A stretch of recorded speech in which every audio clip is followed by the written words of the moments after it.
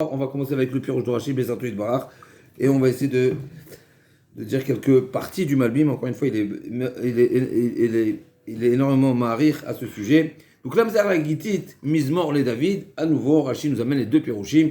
L'Amnatsear, donc c'est le Nitsoir, c'est le, comme on a dit, c'est la composition, l'Ichora. Hein? Il traduit de chef des chantres. Chef des chantres, c'est quoi ça, chef des chantres?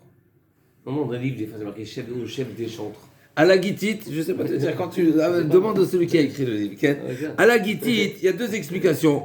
Ou bien, à nouveau, c'est un ustensile, c'est un instrument de musique, pardon, un instrument de musique, ou bien, à la Gittit, les Rachamim, ils sont d'Oresh sur Edom. Edom, où c'est marqué dans le Passouk, qu'à la fin des temps, pourra dararti levadi, ça fait allusion au Edom, qui va être piétiné comme du raisin. Ah, oui. D'accord. Donc il sera. Donc Gat, c'est un pressoir. En général, c'est pour ou pour le vin ou pour les olives. Mais là, dans le Edom, il est rouge, donc peut-être plus, n'est-ce pas? D'accord. Donc à la Gittit, Mizmor les David, mais Rashi nous dit, Ach inyan Mizmor eno mochiach.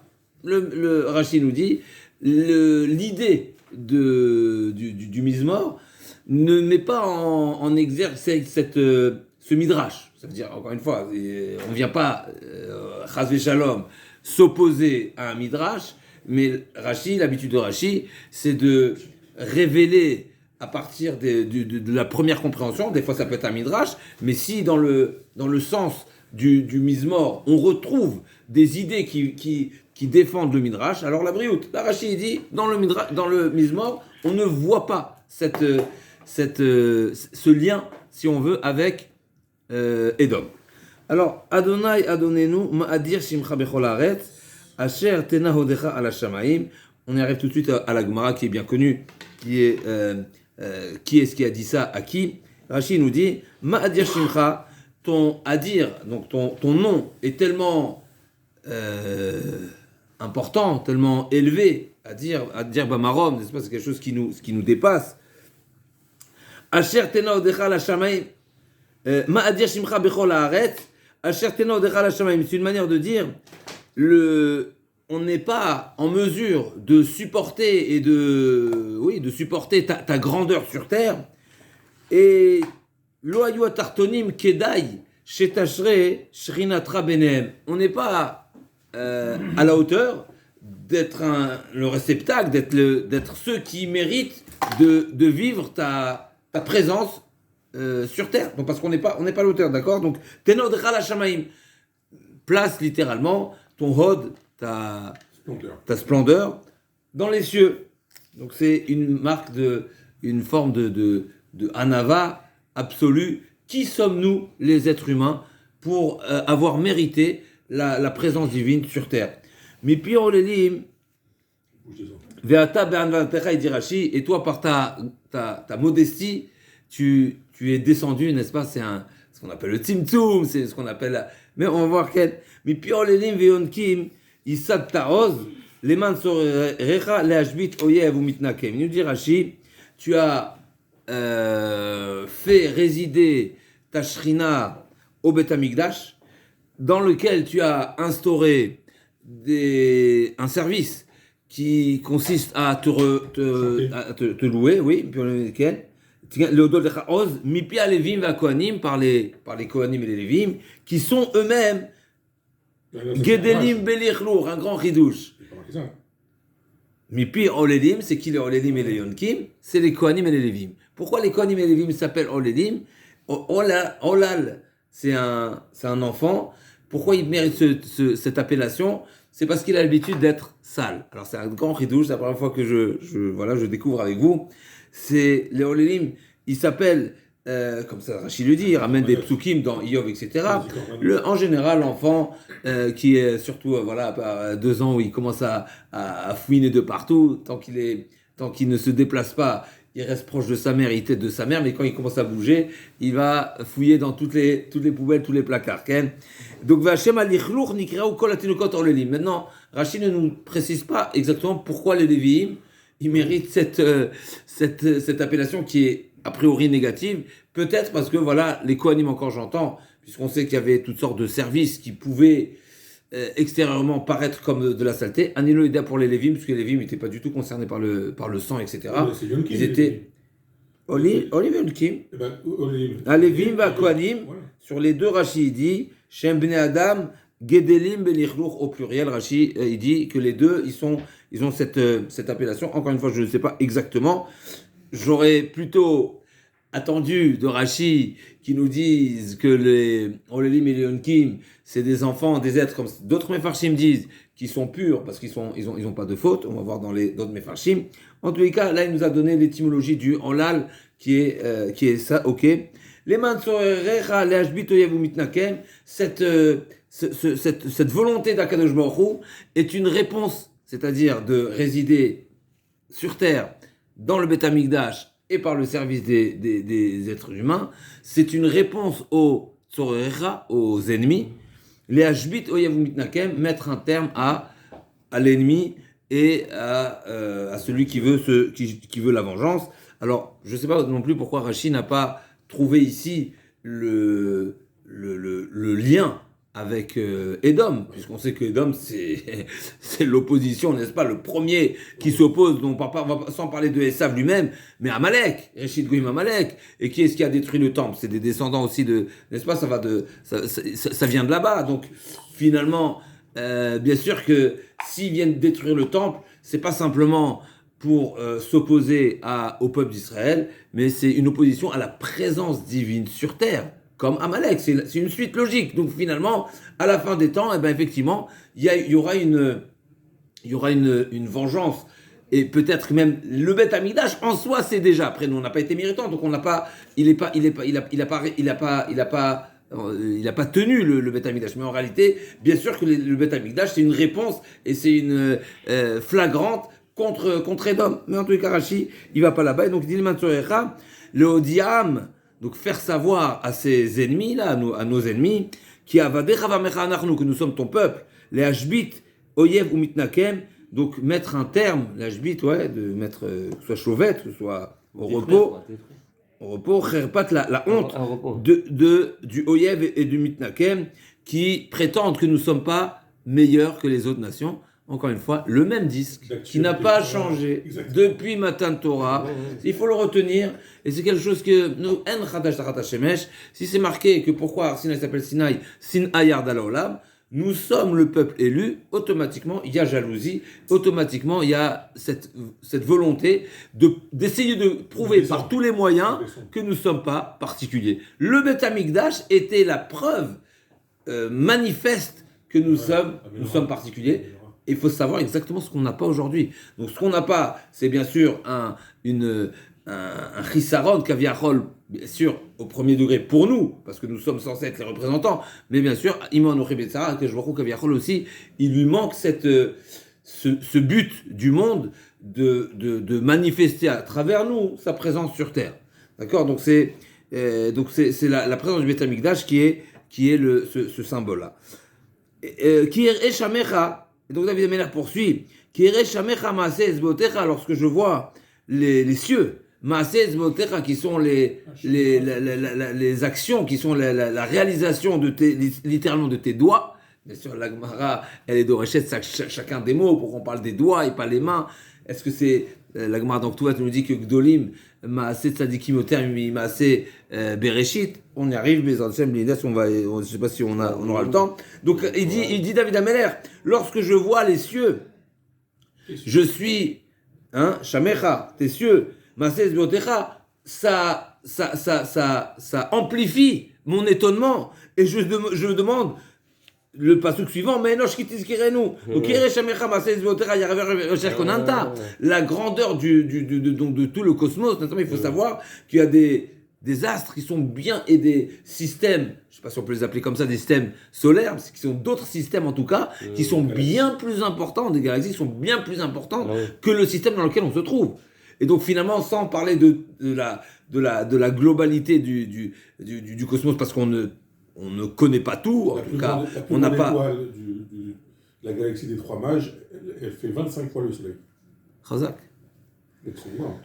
Et non. Et encore, on découvre tous les jours, les scientifiques découvrent tous les jours c'est un grand mot, mais il y a toujours des nouvelles découvertes, puisqu'on a toujours des moyens plus perfectionnés, et donc on peut avoir une visibilité de galaxies d'étoiles qui sont bien plus lointaines. Et donc, David Ameller dit, quand je vois tous les cieux, avoir un petit ridouche, pchat, pourquoi il n'a pas mentionné le soleil? On sait très bien que le soleil, pour nous en tout cas, ça doit être l'étoile, l'astre, qui est la plus magnifique, la plus grandiose. Pourquoi il ne parle pas du soleil? Le contraste est plus fort la nuit. Chazak, il a fait mode. Qui t'a dit ce ridouche là?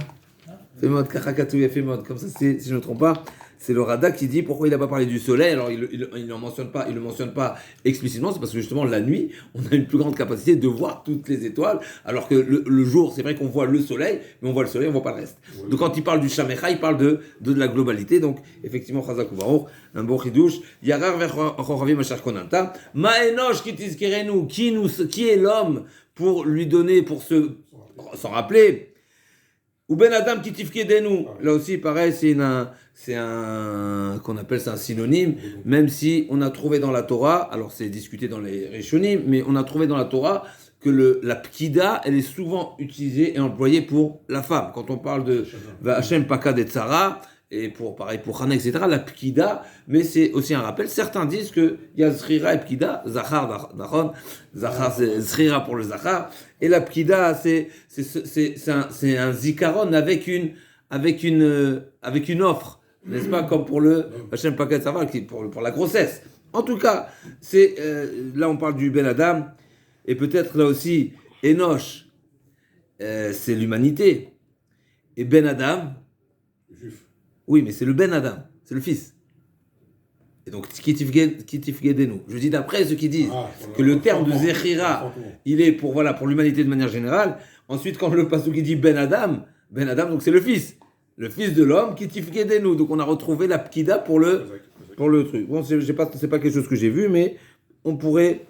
Il doit avoir un chat sur ça. Bien sûr, surtout. Enoch, Ben Adam, c'est bien plein de. Alors, sur Enoch, mais Enoch, c'est. Ken. C'est le temps de la faute. Enoch, c'est la première génération, ceux qui ont démarré l'idolâtrie. L'idolâtrie, c'est Dor Enoch. Un tiers de l'humanité a été coulé. Premier début. Enoch, il avait raison, Enoch. Il avait raison. Il a fait ça, il avait une approche qui n'était pas Avera. Je ne sais pas si il avait raison, parce que si ça ne donne pas des fruits, c'est que c'est faux. Ça a été mal. Voilà, Razak. Donc on disait Shabbat, on a posé la question, comment se fait-il que la Gemara nous dit dans Shabbat que si ce n'était Hanania qui a répondu aux questions qui se posaient sur le Sefer de Yecheskel, parce qu'il y avait des questions qui étaient question pshat, bien sûr, qui nous dérangeait énormément, et bien on aurait été gonèse, le Sefer de Yecheskel. Une des questions qu'il y avait dans le Passouk. Le Passouk qui dit que dans Yecheskel, que Akadosh Baruch Hu interdit aux Kohanim de consommer Trefa et Nevela. D'accord? Et donc la question qui se pose, bien sûr, c'est la question de la Gemara, c'est la question qui est traitée. Comment ça veut dire quoi que c'est un interdit qui concerne seulement les Kohanim? Ça concerne tout le monde. Mais c'est ce qu'ils ont voulu faire du livre de Yecheskel, le mettre à la Gnisa. Pour ça. On a une question, on a une incompréhension, s'il y a un problème, on met à Gnisa. La réponse à cette question, c'est que la Gemara dit, non, il y a un besoin d'un passouk, d'un enseignement particulier pour les Kohanim, parce que les Kohanim ont le droit de manger le off qui a été Melika. La Melika, c'est une égorgée avec l'ongle. Et on sait que la Melika est cachère seulement quand c'est réalisé au Beth Amikdash, ça fait partie du service. Là, c'est cachère, c'est considéré une shrita, si on veut. Mais en dehors du Beth Amikdash, ça s'appelle de la tréfa, ça s'appelle de la nevela. La nevela s'appelle. N'est-ce pas? C'est comme une bête qui est morte par balle, pareil. Donc les Kohanim pour lesquels il y a une dérogation particulière de consommer de la volaille qui a été méliquée, et on a besoin de mentionner, de répéter, de préciser. Sachez que pour vous, ailleurs sera... Donc ça, c'est la réponse à la question. La question qui se pose sur cet enseignement, c'est je comprends pas. T'as une question, tu mets le Sefer à la poubelle. T'as une question, et la même chose, Oui, la même chose. Soul, il est pas soul si c'est un problème. Mais parce que tu as une question, c'est pas soul. Le livre de Shlomo Amelech aussi, vous l'avez. Et pour, il y a peut pour pas avoir un plusieurs, soupçon de- sur sur Ben la Torah. Sira, mais Ben on Sira, parle il est de pas- voilà, ouais. Chazak ou Baruch. Alors Ben Sira, c'est encore un autre sujet. Trop logique. Mais on sait que c'est pareil ce qui s'est passé avec Ménaché. Yeshaya, il y avait des psukim dans Yeshaya qui a priori ne coordinaient pas avec, ne coordonnaient pas avec le pasuk de la Torah. C'était la question de Ménaché. Ménaché, il a dit à son grand-père, qu'est-ce que tu me racontes? Dire Shouachem Bimaseo Kerobi Otokarov, implora que je vois quand il se trouve et quand il est proche, alors que Moshe Rabbeinu a dit, Bechol Korenu Elav, quand on l'implore n'importe quand. D'accord? Donc c'est la question de Ménaché. Qu'est-ce qu'il a fait Ishaïa? Ishaïa savait que Ménaché n'allait pas accepter la réponse, donc il lui a pas répondu. Mais il faut savoir que quand on a des questions pareilles, c'est un grand problème. Et Bémet, c'est quoi? À cette question aussi, il y a une réponse, il y a toujours des réponses. Et Ben Avalim aussi. Et Ben Avalim, ils ont. C'est quoi la réponse à cette question?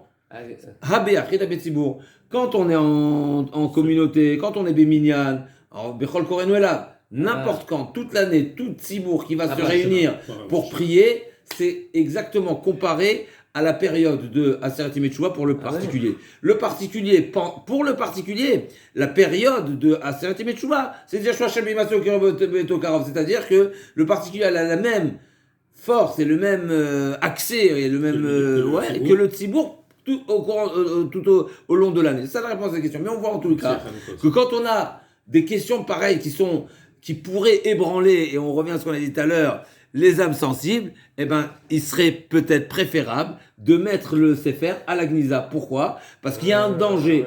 Et quand il y a un danger, on met de côté. Et d'ailleurs, on n'a pas besoin d'aller si loin, c'est exactement ce qui s'est passé avec Yosef Hatzadik et ses frères.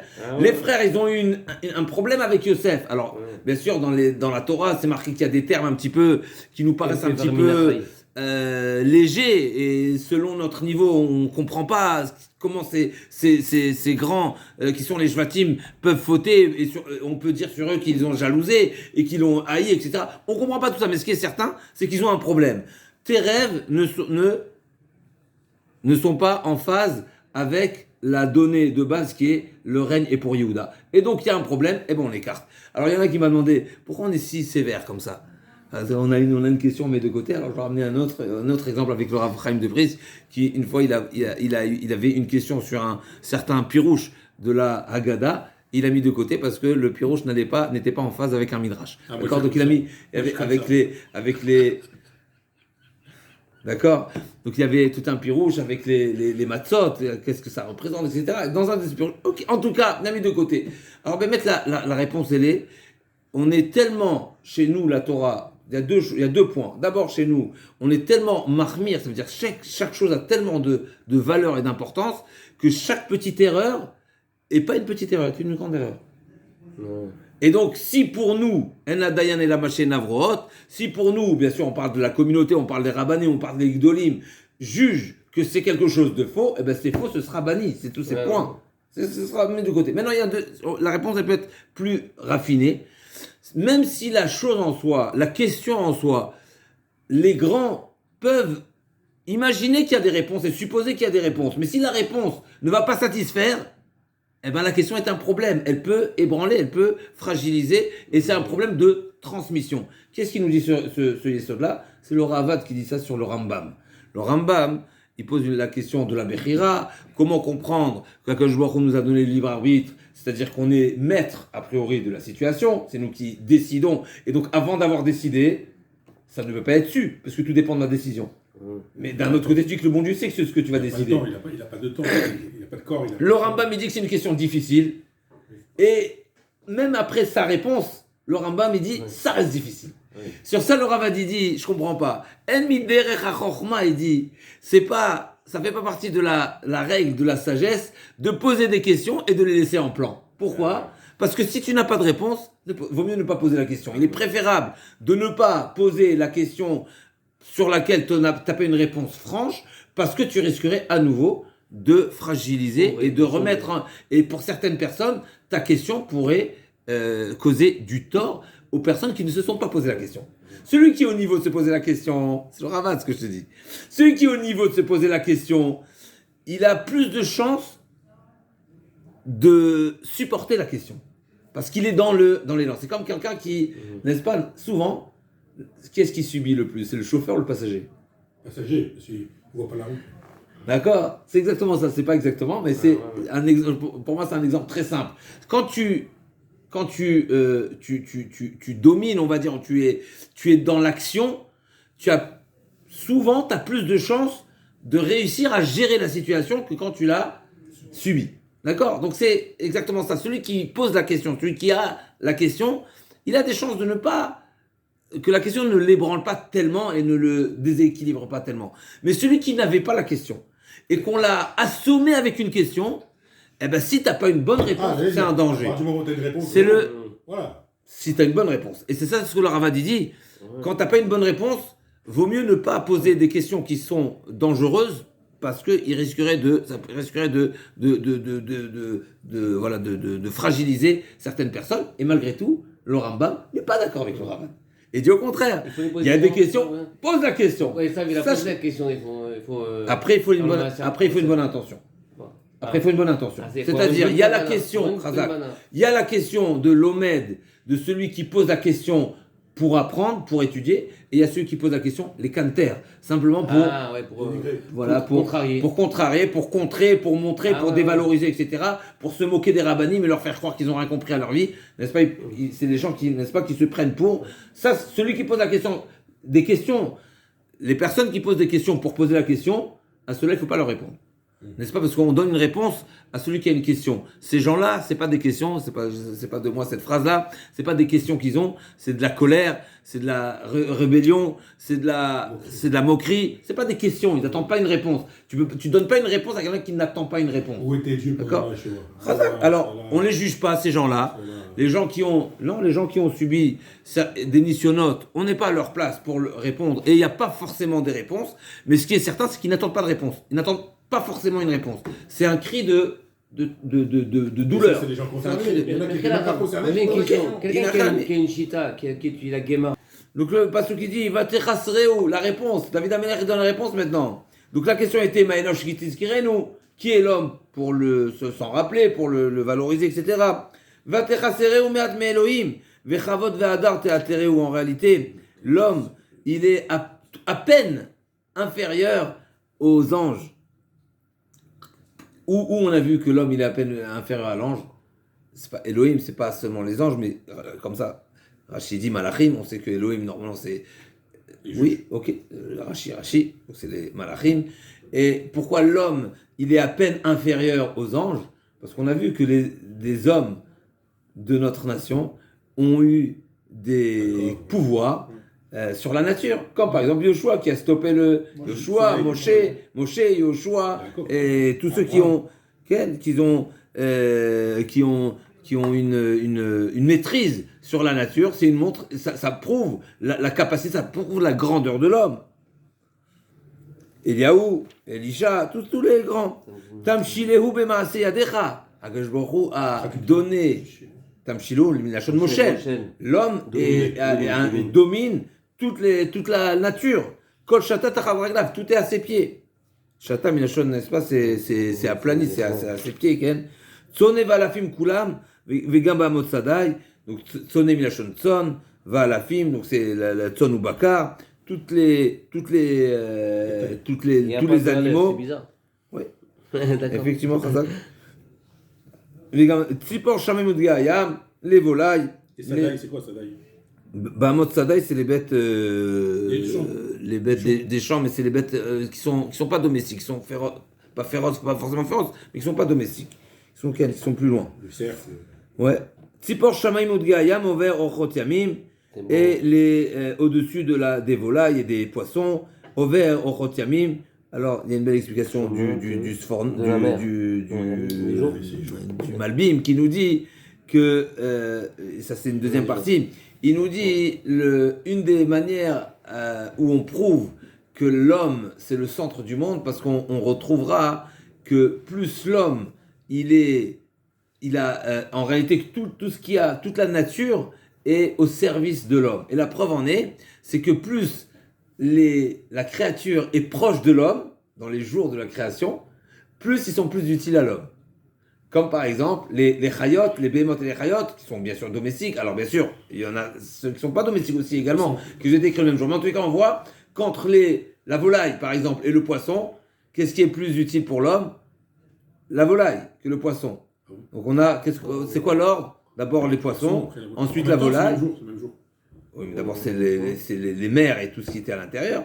Et il dit le Malbim, la preuve en est, c'est que pour aller pêcher, eh ben tu pourrais risquer ta vie. Over Rotiamim, c'est ce que le Passouk dit. Over Rotiamim, tu devras traverser les mers, les océans alors que la volaille c'est plus accessible. Et à plus forte raison, les bêtes et les animaux, ils sont plus nécessaires pour la personne et pour la consommation. N'est-ce pas? On consomme plus les bêtes qui sont domestiques plutôt que les bêtes qui sont... Ça veut pas dire qu'on ne consomme pas, mais plus c'est proche de l'homme, plus ça montre que en réalité tout est lié à l'homme. Et c'est pour ça que la création du monde, elle a été en évolution pour montrer justement que tout est pour cette finalité du besoin de l'homme. Donc ça c'est Adonai Adonenu Ma'adir Shemcha Bechol Haaretz. Alors les Mefarshim ils disent qu'on finit le pasouk, on finit ce Teilim par le même pasouk par lequel on a commencé. C'est une manière de dire qu'on a, même quand on n'a jamais fini de louer Akadosh Baruch Hu, même à la fin de la louange, on est toujours au début. N'est-ce pas? On revient toujours au pasouk premier. Donc ça c'est le pshat de Rashi. Et là on va, Benin et Léa, essayer de dire un petit passage du Malbim qui nous dit... Nous avons la Gemara qui est bien connue, la Gemara dans Shabbat, qui nous dit qu'en réalité, vous savez qu'est-ce qu'il a dit ce Mizmor là? C'est le Malachim. Quand Moshe Rabbeinu alla à la Marom, qu'est-ce qu'il a dit? Les mots de la Gemara, Mal Yelud Isha Benenu. Qu'est-ce que fait un être qui est issu d'une naissance d'une femme parmi nous? N'est-ce pas? Et là, Kajbourou qui a dit Moshe Rabbeinu, Arzer Lahem Tshuva, etc. Et Moshe Rabbeinu qui leur a dit, qu'est-ce qui est marqué dans la Torah? Et donc forcément, la Torah, elle est adaptée, et au contraire, elle est... Et donc la Torah, elle est au contraire, elle est pour l'être humain. Bien sûr, il y a la fameuse explication du Ramban qui nous dit, je ne comprends pas, qu'est-ce qu'ils pensaient les anges?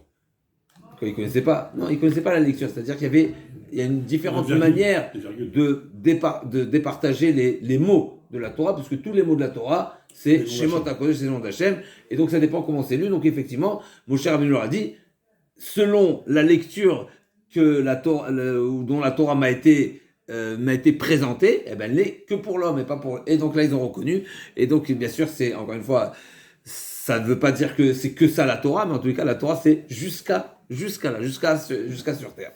Donc ça c'est une partie des Gemarot qui nous parle de ce Mizmor. Encore un petit chidouche sympathique, la fameuse Gemara qui est connue, comme on a dit tout à l'heure. Est-ce que les actions des tzadikim sont plus importantes, ont plus de valeur, ont plus de considération que les actions d'Akadosh Baruch Hu? Pourquoi? Parce que c'est marqué Darash Barka pareil dit Gdolim Aset Tzadikim Yoter Ima Aset Shemayim Vaaretz Dilum Mashem Shemayim Vaaretz Ktiv Af Yadi Yazda Eretz. C'est la main d'Akadosh Baruch Hu. Vimini Tipra Shamaim. Donc il y a la main, on a dit la main, c'est quand on parle de la main, c'est quoi? C'est la main gauche. Et quand on parle de la main droite, on parle du Yamin. Donc Yadi, c'est la main gauche, et le Yamin, c'est la main droite. Donc quand on parle de la main, c'est la main gauche. Alors quand on dit Yad Beyad Chazaka, vous avez tout Yad Chazaka, c'est la gauche?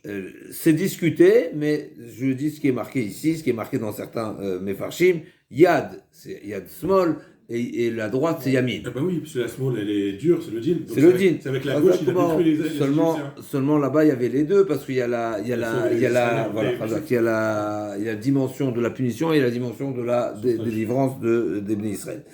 Je passe un petit chidouche, et donc juste d'après ce passouk, si on le traduit, Yadi Yazda Eretz, donc c'est la main gauche qui a créé la terre, et Yemini Shamaim. Maintenant, on trouve une autre rachat que la Torah appelle le Shamaim Kadosh. C'est marqué Ashkifa Mimerand Kotshecha Min Shamaim. Donc les cieux, c'est saint. Pourquoi? Ça veut dire quoi? C'est plus Kadosh que la terre qui est matérielle, où il y a la faute, il n'y a pas de faute, n'est-ce pas? Kadosh en Vav alors. C'est Kadosh avec Vav, c'est que pour Hachem, non? Hachem Nikra. C'est le contraire. C'est ta marque. On fait de la Kedusha, Kadosh. Hachem Nikra ou Kadosh, c'est marqué Ashkifa Mimerand Kotshecha. Et pourquoi les cieux s'appellent Kadosh? Parce que justement, Shmo, chez la Kadosh Baruch Hu, Mitkadesh Benehem, parce que c'est le nom d'Akadosh Baruch Hu, il est sanctifié par les cieux. Pourquoi? Pas seulement parce que les anges disent Kadosh Kadosh et que nous on s'associe aux anges. Ça c'est, n'est-ce pas, Vofani Vechot HaKodesh, et nous on s'associe, n'est-ce pas, Kita et Lecha, Nagdishach Venaritzach, Kenoam Siach, à l'image de, comme les anges. C'est plus que ça. C'est parce que nous, en étant sur terre, ça rejoint c'est exactement ce que le Mizmor nous dit, en étant sur terre, en voyant la grandeur de ce qui se passe dans les cieux, eh ben on reconnaît Akadosh Baruch Hu. Donc c'est par les cieux qu'on reconnaît Akadosh Baruch Hu. C'est pas seulement, et c'est pour ça que les cieux s'appellent Kadosh. Comme tu dis par les cieux. Tir'e shamecha, maaseh etzbeotecha. Parce que c'est, oui, ce qui est au-dessus du globe terrestre, tout ce qui est au-dessus tout ce qui est terrestre finalement, on a accès, c'est proche, c'est relativement. Je peux savoir qui dit ça. C'est l'Agmara, c'est Mishnah de Rabbi Eliezer. Pas l'Agmara. Donc l'Agmara dit pourquoi le Ashkifa Mina Shamaim, pourquoi les cieux s'appellent Kadosh, c'est parce que c'est grâce aux cieux, mais c'est le pasuk.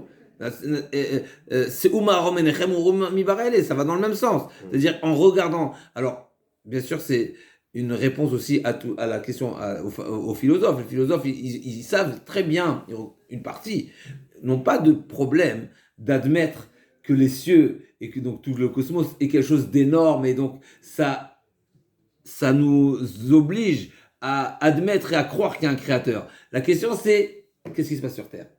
Est-ce que le bon Dieu, il a créé la terre et donc on est tellement petit, on est tellement bas, c'est l'introduction à nouveau du Malbim, et donc on est indépendant et on est libre ou pas? Mais souvent, l'approche, on va dire, qui est plus acceptée même par les renégats, c'est pas de nier la grandeur du Créateur comme on le voit à travers des choses qui nous dépassent. La question est ce qu'on a l'impression qui est de notre sort et dans notre domaine et dans notre capacité, dans nos moyens de gérer.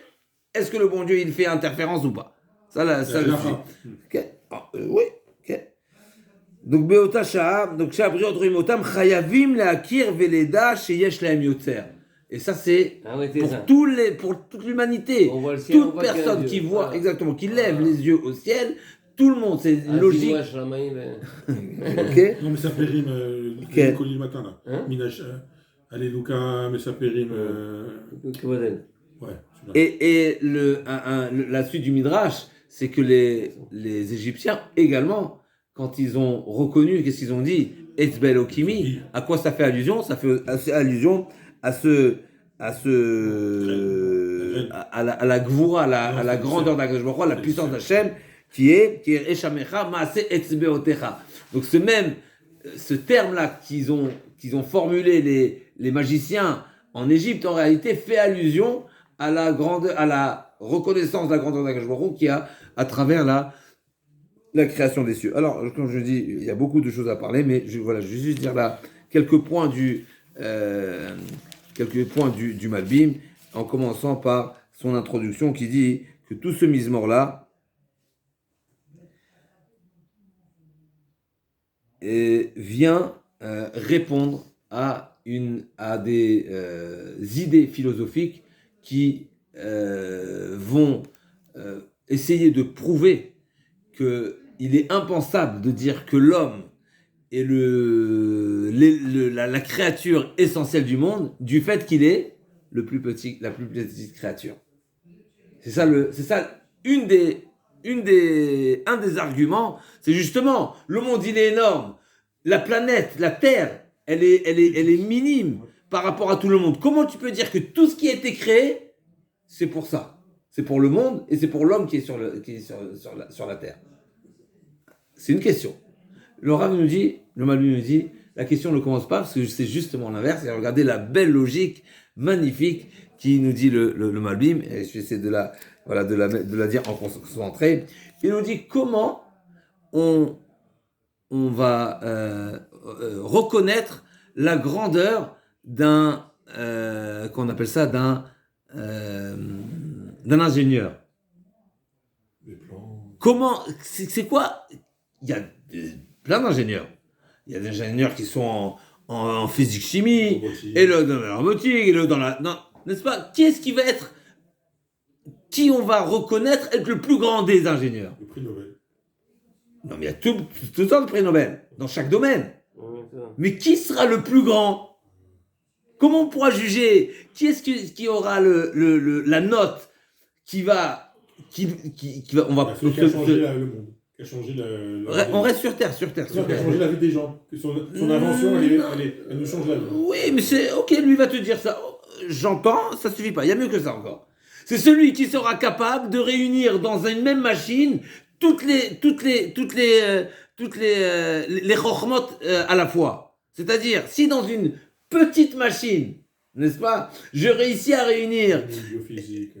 toutes les chokhmot, ben là c'est une preuve que c'est un monstre celui-là. Il a réussi. D'abord, c'est qu'il maîtrise différentes chokhmot, et en plus de ça, il a réussi à les réunir dans un petit truc. Et là aujourd'hui, on sait très bien, c'est ça là, c'est dans cette direction que va le monde, d'être capable de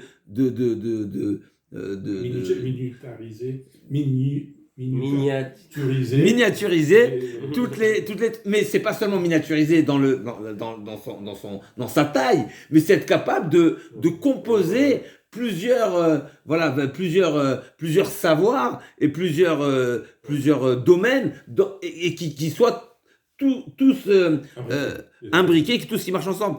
La plus grande créature qui prouve cela, c'est qui? C'est l'homme. C'est-à-dire l'homme. Si on s'arrête seulement, c'est ce qu'ils nous disent alors. C'est justement celui qui, c'est vrai que celui qui s'intéresse à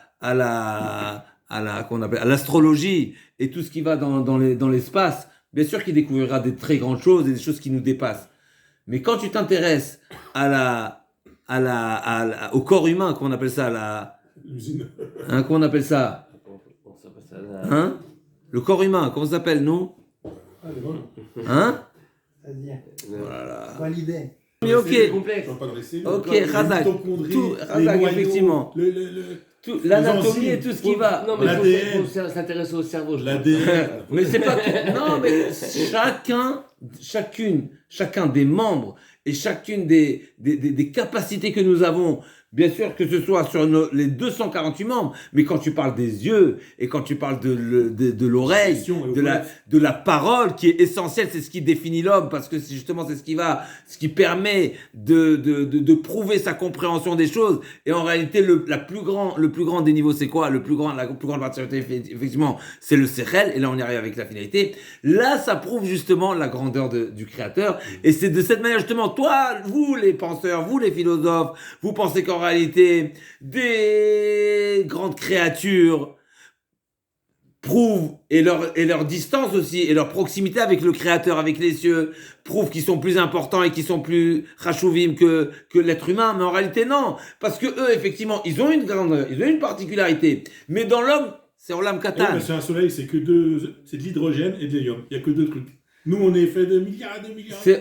Alzen Emar dans les Sfarim, il ramène ce qui est marqué dans les Sfarim, c'est dans l'homme, c'est Olam Katan, donc c'est un mini monde, le monde en miniature, c'est la création de l'homme. Ça, déjà juste sur le plan créature, l'homme est bien plus important dans sa chashivut que le reste du monde qui peut effectivement, qui est extraordinaire, c'est pas ça la question, on n'est pas en train de dire, mais déjà sur cette question, est-ce que l'homme c'est l'essentiel ou pas? Et les philosophes sont amenés à dire qu'on ne peut pas dire qu'il est essentiel parce qu'il est petit, il est pas puissant, il est limité, etc. Alors qu'il y a des créatures qui sont bien plus importantes.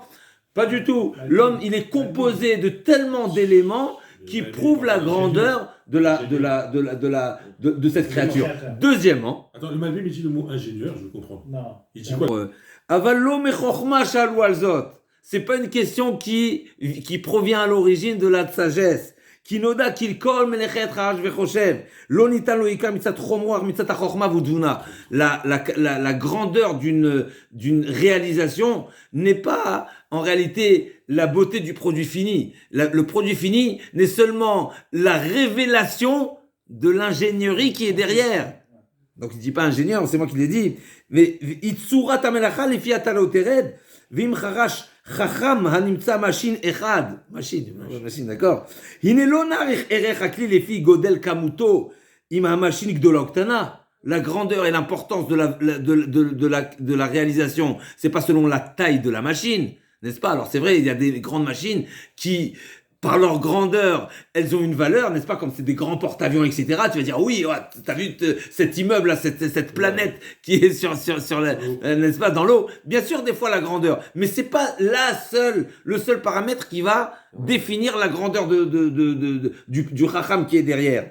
רק לפי ריבוי החוכמה והמצאות אשר המציא החכם הזה, אשר עושה מבוקשתו, c'est selon l'importance et le niveau de chokhma qui a été développé, qui a été réalisé dans cette machine. Donc c'est pas la grandeur de la machine, des fois ça peut être un paramètre, c'est pas forcément le paramètre. Si c'était le paramètre, le soleil c'est plus important que l'homme. Eh ben non. Voilà, et deuxièmement, donc ça, premièrement, donc la machine n'est seulement un révélateur de la Chokhmah, c'est exactement ce que Akadosh Baruch Hu veut qu'on comprenne à travers tout ce que Akadosh Baruch Hu a créé sur terre, parce que on va le dire tout de suite le Rambam. Vechol, c'est pas fini. Vechol sheyitzarech lechukim rabim veribuy chokhmot, et plus il faudra cumuler et joindre et adapter et réunir des différentes sagesses et sciences, etc. Veidiot ve'amtzot asher kulam itkabtzu beotzat hakeli ken titpaer hamelacha beterset. Plus on aura de considération du petit appareil. Ve'adraba tit'ale yoter im ribuy amtzot haele nitkabtzu beklikatan. Et encore plus, on aura encore plus de considération si on a réussi à réunir tout dans un petit élément, dans un petit, c'est mot à mot, je voulais. Kacher, Yefoar, il nous donne des exemples. Kacher, Yefoar, Yoter, Mar'e, Sha'ot, Hakatan, Kigodel Adasha, Vimatsebo, Gilim, Vofrim, Dakim, Niflaim, Macher, Nitpale, Imia, Sezot, Bikli, Gadol, Akamut. Donc plus l'objet sera en miniature et capable de donner un résultat aussi parfait, aussi précis que s'il était grand, eh ben, plus l'ingénieur méritera des éloges. Et donc, d'accord, donc il continue, et je vais dire encore un petit passage magnifique à ce sujet. Mechila. Juste que je le retrouve. Toujours tellement dans ce monde qu'on a Yetzirara. C'est pour ça en fait. Il est tellement beau ce monde. On croit qu'en fait on est ce complet. Ça nous procure. On voit pas Hachem, on voit plus Hachem et ça nous. Ça doit être tout l'inverse. Voilà. Mais ça c'est quand on se pose pas, on réfléchit pas, on se pose pas les questions. Effectivement, quand on n'est pas mitbonen. Si on parle de hitbodedut, effectivement c'est un terme qui est bien connu et qui est à la mode. C'est effectivement se poser la question. Qui suis-je dans ce monde-là? Quel est mon devoir? Quelles sont mes capacités? Qui est le créateur et qu'est-ce que le bon Dieu veut de moi? Eh ben effectivement, alors on fait du n'importe quoi parce qu'on est attiré par le sol. Mais on y arrive. On va répondre à la deuxième partie de la question des arguments, on va dire philosophes, qui n'acceptent pas que l'homme est l'essentiel et le but de la création du monde, et il nous dit comme ça, il nous dit, quand on vient comparer deux éléments, n'est-ce pas, comme par exemple deux éléments, deux êtres, on va utiliser leurs points, on va dire, caractériels, essentiels, qui va les unir, et ensuite les caractères et les particularités qui sont propres à chacun d'entre eux, vont les démarquer. Mais ils ont un point, il y a le point commun, et il y a les points qui les différencient ou qui même s'ils ont des fois des points communs, si ils n'ont pas un point commun essentiel, c'est pas les points communs secondaires qui vont me permettre de les unir. Par exemple, de